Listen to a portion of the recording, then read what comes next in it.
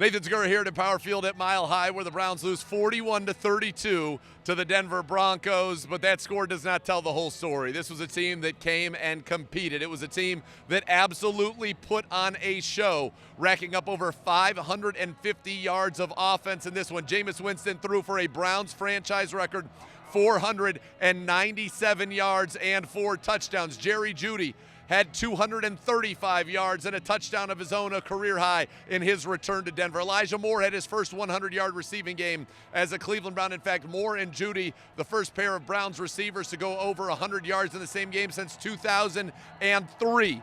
So you had offensive fireworks. Jameis, as I said, 4 touchdowns, 497 yards. I'll say it again because that's crazy. That's what happened.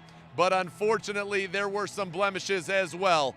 3 interceptions on the day for Jameis Winston, 2 of them pick sixes, none bigger than the second pick six of the game. The Browns had the ball. They were down 2, 34-32 at that point.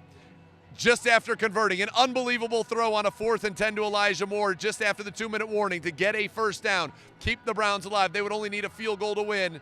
Jameis on the next one missed Elijah Moore inside on an outward breaking route. Jaquan McMillan picked it off and ran it to the house, and that's how we get to 41-32. There's so much to take away positive from this game. Denzel Ward batted a pass in the air that was intercepted by Greg Newsome, and he had an interception himself. The only player in the NFL to have at least 2 picks and 10 passes defensed in 7 straight seasons.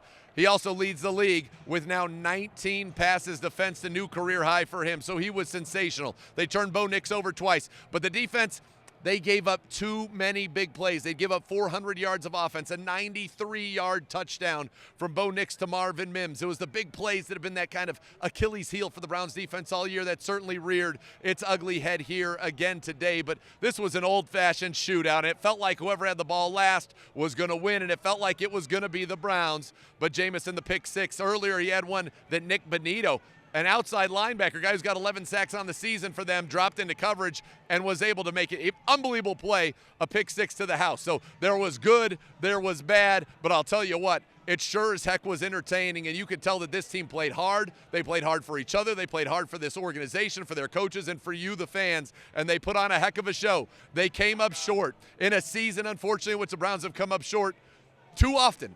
But nonetheless, you are seeing signs of something that can be special. Signs that Jerry Jeudy is a true number 1 receiver. You got to give Mike Woods a shout out in here too. Missed all of 2023 with a torn Achilles. Active for the first time tonight. He had 3 catches for 43 yards, all 3 of them on 3rd down. All 3 of them produced first downs. David Njoku had 2 touchdown catches of his own in this one. Nick Chubb had a touchdown catch. Jerome Ford ran it very well. We talked about what Jeudy did, putting on an absolute show in his return to Denver. And by the way, could have been over 300 yards. He had an 89-yard touchdown where he was behind the defense, but Jameis overthrew him. But Jameis Winston, 497 yards, 4 touchdowns. Unbelievable. You did so much good in this one, but obviously the turnovers, the pick sixes, too much to overcome. The big plays, both on offense and defense, that were allowed, too much to overcome. And the Browns find themselves now at 3-9 on the season as they head to Pittsburgh on Sunday. We'll fly back through the night. It'll be really a quick turnaround getting ready for that Steelers game. But this Browns team certainly seems up to the task. With Jameis Winston, anything can happen. And what you saw tonight, so much good, a little bad, but boy, was it fun, and it was entertaining here at Mile High.